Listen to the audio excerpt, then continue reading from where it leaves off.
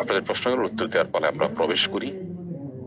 HM Rifat খান আপনি শুরুতে লিখেছেন বুফে খাওয়া জায়েজ আছে কিনা। সেখানে তো পণ্য বা পণ্যের পরিমাণ নির্দিষ্ট থাকে না। খুবই গুরুত্বপূর্ণ একটি প্রশ্ন। উন্মুক্ত বুফে খাদ্য গ্রহণ করার ক্ষেত্রে আমরা জানি যে একজন ব্যক্তি কি পরিমাণ খাবার খাবেন সেটা হোটেল কর্তৃপক্ষের জানা থাকে না। তো একটা নির্দিষ্ট অ্যামাউন্টের বিপরীতে তিনি যা খুশি তা খেতে পারেন। তো এখানে পণ্যটা যেহেতু অস্পষ্ট এবং অজানা, তাতে এক পক্ষ প্রতারিত হওয়ার, হয়তো অনেক বেশি খেয়ে ফেলার অথবা টাকা অনুযায়ী তেমন কিছুই খেতে না পারার যে একটা আশঙ্কা এখানে আছে। সাধারণত শরিয়া যদি কোনো লেনদেনের ক্ষেত্রে অস্পষ্টতা থাকে, জাহালাত থাকে অথবা কোনো এক পক্ষ প্রতারিত হওয়ার আশঙ্কা থাকে, তাহলে সেক্ষেত্রে সেটা সেই লেনদেনকে শরিয়া বৈধ বলে অনুমোদন করে না। তো এই বুফে খাওয়ার বিষয়টিকে, এটাকে নিয়ে ওলামা ইকরাম অ্যানালাইসিস করেছেন যে এখানে যে পরিমাণ জাহালাত আছে, যে পরিমাণ অজানা আছে, অস্পষ্টতা আছে, সেটা আসলে খুবই সামান্য, যেটাকে আল জাহলুল ইয়াসির বলা হয়েছে, অর্থাৎ খুব সামান্য এবং নগণ্য, এটুকু অস্পষ্টতা থাকেই। ইমাম নবী রাহিমাহুল্লাহ একটি মাসআলা উল্লেখ করেছেন যে ধরুন কোনো গোসলখানায় কেউ গোসল করবে, গোসলখানা ভাড়া দেওয়া হলো, ভেতরে গিয়ে তিনি গোসল করে আসবেন, তো এটার একটা বিনিময় নির্ধারণ করা হলো, এটা জায়েজ আছে। অথচ যিনি গোসল করতে প্রবেশ করছেন গোসলখানায়, তিনি কি পরিমাণ পানি ব্যবহার করবেন সেটা কিন্তু পুরোপুরি ক্লিয়ার নয়, পুরোপুরি পরিষ্কার নয়। এটা ব্যক্তির উপরে ভ্যারি করে, কেউ কম করে, কেউ বেশি করে, কারো বেশি দরকার হয়, কারো কম দরকার হয়। এরপরও কিন্তু এই গোসলখানা ভাড়া দেওয়াটাকে ওলামা ইকরাম জায়েজ বলেন। তো সেখানে যেরকম সামান্য অস্পষ্টতার কারণে এটা জায়েজ এবং এটাকে উভয় পক্ষ মেনে নেয়, সামান্য অস্পষ্টতা বলতে যেটুকু অস্পষ্টতা আছে সেটুকুকে মেনে নিয়েই তারা এই চুক্তিতে আবদ্ধ হন, এবং এর কারণে প্রতারিত হওয়ার মতো বিষয়টা খুব বড় করে যে হয় সেরকম নয়। অর্থাৎ এখানে প্রতারিত হওয়ার বিষয়টা স্পষ্ট নয়, বরং এখানে সামান্য কেউ হয়তো কোনোটার থেকে একটু লাভবান বেশি হলেন, একটু লাভবান কম হলেন, ব্যাপারটা এরকম। তো এই জন্য বুক মালিক যিনি থাকেন তিনিও যে কাস্টমার থাকেন তাদের কেউ বেশি খাবেন, কেউ কম খাবেন, কেউ হয়তো যা টাকা দিয়েছেন তার চেয়ে তো অনেক বেশি খেয়ে ফেলবেন, এই বিষয়টা জেনেই তিনি এটা দেন এবং এটাকে তিনি মেনে নেন। তো উভয় পক্ষে এটাকে মেনে নিচ্ছেন এবং অস্পষ্টতা যেটুকু আছে সেটুকু কারণে কোনো প্রকার মনোমালিন্যের দিকে যাওয়ার মতো কোনো সম্ভাবনা নেই, যার কারণে এটি জায়েজ আছে। যেই অস্পষ্টতা বিবাদের দিকে নিয়ে যেতে পারে এবং এক পক্ষকে নিরেট ক্ষতিগ্রস্ত করে দিতে পারে, সেরকম অস্পষ্টতা বা সেরকম প্রতারণা থাকলে সেক্ষেত্রে সেটা কিন্তু আপনার লেনদেনের ক্ষেত্রে শরিয়া অ্যালাউ করে না, এবং সেটার কারণে ওই লেনদেন বৈধ লেনদেন হয় না। কিন্তু বুফের এই লেনদেনটা এটা বৈধ। এ সম্পর্কে বিজ্ঞ স্কলারগণ ওলামা ইকরাম অনেকেই ফতোয়া দিয়েছেন। আমরা ইসলাম ওয়েবের ফতোয়া দেখেছি, শেখ মোহাম্মদ সালাম মাজিদ হাফিজাহুল্লাহ তিনি ফতোয়া দিয়েছেন, তার ফতোয়া দেখেছি, আরো অন্যান্য ওলামা ইকরাম বিশ্ববরেণ্য তাদের ফতোয়া দেখেছি, তারা মোটামুটি এটাকে জায়েজ বলেছেন।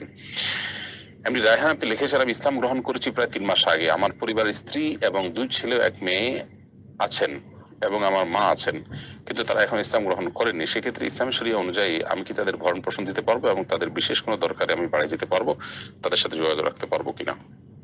আপনি আপনার মা এবং পরিবারের লোকদের সাথে যোগাযোগ রাখতে পারেন। বিশেষ করে আপনার প্রশ্ন থেকে পুরোপুরি স্পষ্ট না যে আপনার স্ত্রী এবং সন্তান ছেলে মেয়ে তারা ইসলাম গ্রহণ করেছেন কিনা।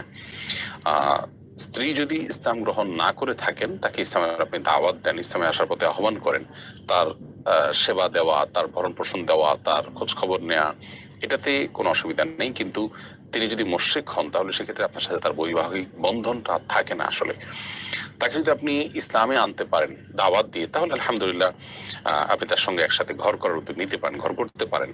আর আপনার মায়ের বিষয়টা বা সন্তানদের বিষয়টা হলো যে তাদের সাথে আপনি অবশ্যই সদ্ব্যবহার বহাল রাখবেন ইসলাম গ্রহণ করার পরও।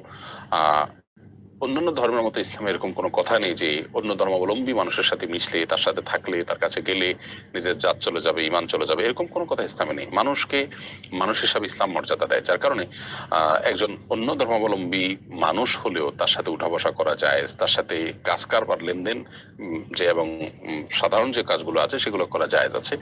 আর তার যদি মা বাপ হন তাদের সম্পর্কে সূরা লুকমানের 15 নম্বরে আল্লাহ তাআলা পরিষ্কারভাবে নির্দেশ করেছেন, ওয়াইন জাহাদাকা আলা আন তুশরিকা বিমা লাইসা লাকা বিহি ইলম। তোমার মা বাবা যদি তোমাকে শিরক করতে বাধ্য করেন, অথচ শিরক করার ব্যাপারে বৈধ বা যৌক্তিক কোনো দলিল তোমার কাছে নাই, এই অন্যায় কাজ করতে যদি তোমাকে তারা নির্দেশ করেন, ফালা তুতি'হুমা, তাহলে তাদের সেই নির্দেশ তুমি মানবে না। কিন্তু ওয়াসাহিবহুমা ফিদ দুনিয়া মা'রুফা, দুনিয়াতে তাদের সাথে সুন্দরভাবে বসবাস করবে, উত্তম রূপে তাদের সঙ্গ দিবে। তো এই আয়াত থেকে একবার পরিষ্কার ভাবে বোঝা যায় যে তাদের সাথে আমাদের আচরণ কেমন হবে। আল্লাহ তাআলা উত্তম রূপে তাদের সাথে বসবাস করতে বলেছেন, অতএব আপনি মা বাবার কাছে যাবেন, তাদের খোঁজ খবর নেবেন, তাদের ভরণ পোষণ দিবেন, বরং আপনার আচরণ দ্বারা ইসলামের উৎকৃষ্টতা, ইসলামের সৌন্দর্য তাদের সামনে ফুটিয়ে তোলার চেষ্টা করবেন। সেটি আপনার জন্য বৈধই শুধু নয়, বরং নির্দেশিত বটে। মাহমুদুল হাসান আপনি লিখেছেন, আপনার সময়ত পিতার ইন্তেকালের পর জানলাম তিনি আস-সুন্নাহ ফাউন্ডেশনের প্রতিষ্ঠাতা চেয়ারম্যান ছিলেন। আমার মনে হচ্ছে এরকম আরো অজানা বিষয় আছে যে সব সম্পর্কে জানতে চাই, সেসব সম্পর্কে জানতে চাই। বিশেষভাবে আপনাদেরকে মানুষরূপে গড়ে তুলতে তিনি কিভাবে পরিচর্যা করেছেন সে বিষয়ে বলবেন। আমরাও সেভাবে আমাদের সন্তানদের পরিচর্যা করবো ইনশাআল্লাহ তাআলা। ভাই মাহমুদুল হাসান, জাযাকুমুল্লাহ খায়ের। আমার আব্বা আস-সুন্নাহ ফাউন্ডেশনের প্রতিষ্ঠাতা চেয়ারম্যান ছিলেন। আর আস-সুন্নাহ ফাউন্ডেশন গঠনের অনেক আগে থেকে, আমি যখন দেশের বাইরে ছিলাম তখন থেকে আমি চ্যারিটি কাজ করতাম। আমি আলহামদুলিল্লাহ আমার বুঝজ্ঞান হয়েছে থেকেই মানুষের জন্য কিছু একটা করার একটা প্রবণতা, আগ্রহ আমার মধ্যে কাজ করতো অনেক বেশি। সিডর যখন হয় আজ থেকে অনেক বছর আগে, তখন আমি মিরপুরের একটা মসজিদে ইমাম খতিব হিসেবে দায়িত্ব পালন করতাম। তখনও আমি উদ্যোগ নিয়ে সাধারণ সিডরে যারা ক্ষতিগ্রস্ত হয়েছেন তাদের পাশে দাঁড়াবার জন্য আমরা গিয়েছি একটা টিম নিয়ে। তো আলহামদুলিল্লাহ, যে ত্রাণ কার্যক্রম পরিচালনা করা, অসহায় মানুষের পাশে দাঁড়ানো, এগুলোর জন্য আমি নিজেই অভাবী মানুষ, কিন্তু অন্যদের কাছ থেকে কালেকশন করে, অন্যদেরকে উদ্বুদ্ধ করে, তাদেরকে সাথে নিয়ে মানুষের জন্য কিছু করার উদ্যোগ নেওয়ার একটা আগ্রহ আমার মধ্যে ছিল। তো আমার বাবা এই কাজগুলোর জন্য আমাকে প্রেরণা দিতেন অনেক বেশি। আর আমি যখন প্রবাসে ছিলাম, আমার বাবা আমার সেই সেবামূলক কাজগুলো দেখভাল করতেন। তিনি বহুবার রোহিঙ্গা ক্যাম্পে গিয়েছেন। রোহিঙ্গা ক্যাম্পে দীর্ঘ সময় পর্যন্ত সেখানকার মানুষদের কষ্ট লাঘবের জন্য তিনি চেষ্টা করেছেন। শীতবস্ত্র বিতরণের জন্য 2016-17 সালের দিকে তিনি সাতক্ষীরাতে, কুড়িগ্রামে, বিভিন্ন জায়গায় চষে বেরিয়েছেন, যখন তিনি শারীরিকভাবে খুব বেশি সুস্থ বা ফিট ছিলেন না। এই দুর্বল নিয়েও তিনি দৌড়ে বেরিয়েছেন দেশের বিভিন্ন জেলা থেকে, একই জেলা থেকে অন্য জেলায়। তো এই কাজগুলো তিনি করতেন আলহামদুলিল্লাহ, এবং এর কারণে আস-সুন্নাহ ফাউন্ডেশনের প্রতিষ্ঠাকালীন চেয়ারম্যান তিনি ছিলেন।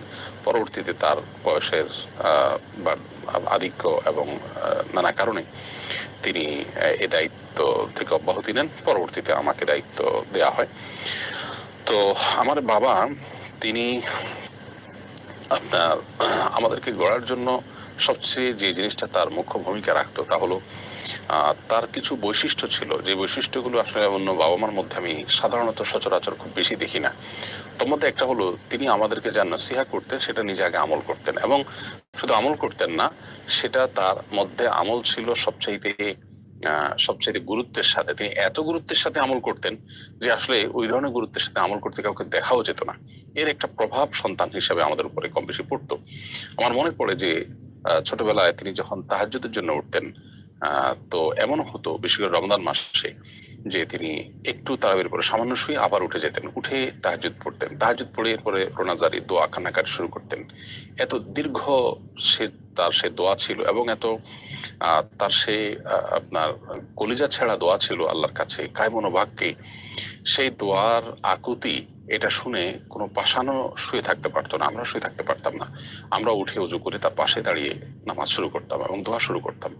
আমার এখনো দোয়ার কিছু ভাষা মনে পড়ে। আল্লাহ রাব্বুল আলামিনকে সম্বোধন করে তিনি বলতেন, হে আসমান জমিনের মালিক, হে চন্দ্র সূর্যের মালিক, আপনি আমাকে মাফ করে দিন। আত্মীয় স্বজন সবার নাম ধরে ধরে সবার জন্য দোয়া করতেন, এবং আল্লাহর কাছে মাগফিরাত দোয়া অনেক বেশি করতেন।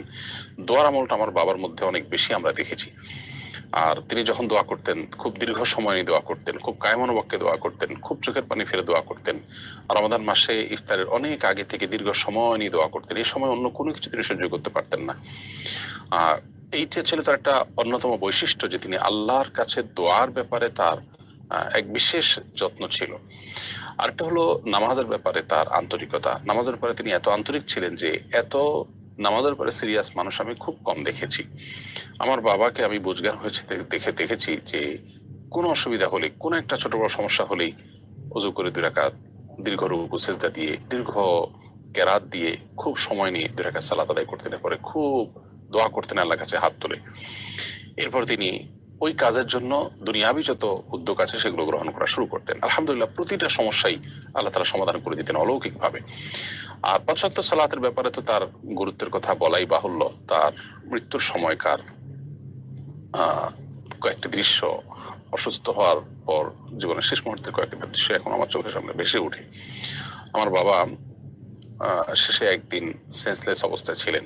মাগরিবের তাকে ইনজেকশন দেওয়া হয়েছে ঘুমের ব্যথার কারণে, এবং ঘুম হচ্ছে না কয়েকদিন। তো মাগরিবের ওয়াক্ত হয়ে গেছে, তিনি কিন্তু গভীর ঘুমে ছিলেন। তখনও তিনি সব আশপাশের সবাইকে বলতে লাগলেন যে আমি কি মাগরিব পড়বো না, মাগরিব ওয়াক্ত হয়েছে না। এটা বলে আবার তিনি ঘুমের ঘোরে হারিয়ে গেলেন। অর্থাৎ ওয়াক্ত হয়েছে, কোন ওয়াক্ত হয়েছে, ঘুমের মধ্যেও তার সেটার খবর থাকতো। এর একটু পরে আবার এশার ওয়াক্ত হয়েছে, তিনি উঠে দিব্যি পশ্চিম দিকে ফিরে একেবারে সালাম ফেরানো পর্যন্ত পুরো নামাজ পড়লেন, অথচ তার ওযু নাই, তার সে সেন্সটুকু পর্যন্ত নাই। এরপর আবার তিনি গভীর ঘুমে হারিয়ে গেলেন। অর্থাৎ ঘুমের মধ্যেই তিনি নামাজ পড়তেন। আল্লাহু আকবার। এরকম অবস্থা আমি খুব বেশি মানুষের মধ্যে দেখিনি। এরপর হাসপাতালে নার্সদেরকে অস্থির করে ফেলতেন ওয়াক্ত হলে তায়াম্মুমের মাটি দেওয়ার জন্য। আমাকে একজন নার্স বলেছেন যে আপনার বাবা কিভাবে যে টের পেয়ে যান ওয়াক্ত হয়েছে, ঠিক এক ওয়াক্তের পরে আরেক ওয়াক্ত হয়ে গেলে উনি টের পান, বলেন যে ওয়াক্ত হয়েছে না, আমাকে তায়াম্মুমের মাটি দাও। এবং এনআইসিইউতে পর্যন্ত, যেখানে তার হাতে এখানে সুই, ওখানে আপনার স্যালাইন এবং নাকে আপনার নল, অক্সিজেনের পাইপ, এত কিছুর মধ্যেও দেখা গেল যে তিনি ওয়াক্ত হলে ঠিকই নামাজ পড়তেন। নামাজের পরে এত সিরিয়াসনেস আমি আর দেখিনি কোনো মানুষকে। তাহাজ্জুদ, ইশরাক এগুলো নিয়মিত তিনি করতেন। রমাদানের শেষ দশকে কখনো তিনি ঘুমোতেন না, সারা রাত জেগে ইবাদতবন্দি করতেন। ফ্লাস্ক ভর্তি চা থাকতো তার পাশে, আমার মাকে সাথে রেখে তিনি ইবাদতবন্দি করতেন। আর শেষ দশক আসলে তিনি মসজিদে চলে যেতেন, এতেকাফ করতেন। এতেকাফটা আমি শিখেছি আমার বাবার কাছ থেকে।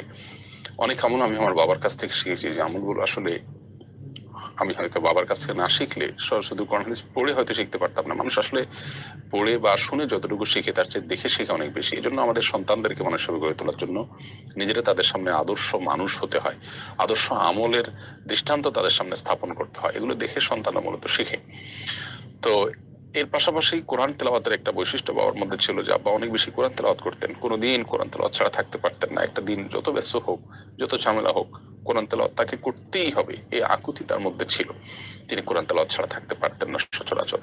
এবং কোনোদিন কোনো ব্যস্ততার কারণে কোরআন তেলাওয়াত যদি না করা হতো, তিনি এরপর অস্থির হয়ে যেতেন এবং রীতিমতো অস্থির হয়ে ব্যাকুল হয়ে বলা বলি করতেন যে আজকে আমার কোরআন তেলাওয়াতটা হলো না, এর কারণে হলো না, ওই ঘটনার কারণ হলো না, এটা কারণ হলো না, আফসোস। এবং শোয়ার আগ মুহূর্ত পর্যন্ত তিনি একটু কোরআন একটু পড়ে হলেও শুইতেন, সামান্য একটু কোরআন হলেও ধরে পড়তেন। এবং কোরআন পড়ার পরে এক ব্যাকুলতা তার মধ্যে ছিল। কোরআনকে যে ব্যক্তি এরকম সঙ্গী বানায় ফেলে, নবী সাল্লাল্লাহু আলাইহি ওয়াসাল্লাম বলেছেন যে আসিয়ামুল কোরআন ইয়াশফা আনিল আবদ, বান্দার জন্য কিয়ামতের ময়দানে কোরআন সুপারিশ করবে এবং বলবে আল্লাহ রাতের বেলা তাকে আমি ঘুমোতে দেইনি, সে আমাকে নিয়ে ব্যস্ত ছিল, আজকে আমি তার থেকে পৃথক হব না, তাকে মাফ করতে হবে, জান্নাত দিতে হবে। তো এই জন্য এই আমলগুলো আমাদের মধ্যে আসা দরকার। আমার বাবার মধ্যে এগুলো অনেক বেশি ছিল। তো খোলাসা হলো তার কিছু বৈশিষ্ট্য ছিল তেমন থেকে। একটা হলো তিনি খুব বেশি দোয়া করতেন আল্লাহর কাছে, অনেক বেশি দোয়া, রোনাজারি, কান্নাকাটি করতেন, অনেক লম্বা সময় দোয়া করতেন। আমাদের আজকাল দোয়া করা হয় না অনেকের। আরেকটা হলো যে তিনি নামাজের পরে অনেক বেশি পাবন্দী ছিলেন, তার মধ্যে সালাত আদায়ের পরে অনেক সিরিয়াসনেস ছিল। সুন্দর করে সালাত আদায় করা, সময় নিয়ে সালাত আদায় করা, লম্বা সময় নিয়ে সালাত আদায় করা, রুকুতে গেলে উঠতে না চাওয়া, সিজদায় গেলে আর উঠতে না চাওয়া, লম্বা লম্বা সময় তিনি করতেন এবং সালাত ছাড়া তিনি বাঁচতেন না। একটা হলো যে রমজানের শেষ দশক, ইতিকাফ তিনি কখনো ছাড়তেন না এবং তাহাজ্জুদ, ইশরাক, নফল সালাতের পরে খুব গুরুত্ব দিতেন এবং বিশেষভাবে কোরআন তেলাওয়াত ছিল তার জীবনের অন্যতম ব্রত। আল্লাহ তাআলা এই নেক আমলগুলো আমাদেরকে এভাবে আঁকড়ে ধরার তৌফিক দান করুন এবং উত্তম দৃষ্টান্ত আমাদের সন্তান, আমাদের পরিবার, আমাদের অধীনস্থ যারা আছেন তাদের সামনে যেন আমরা হতে পারি, সে তৌফিক দান করুন।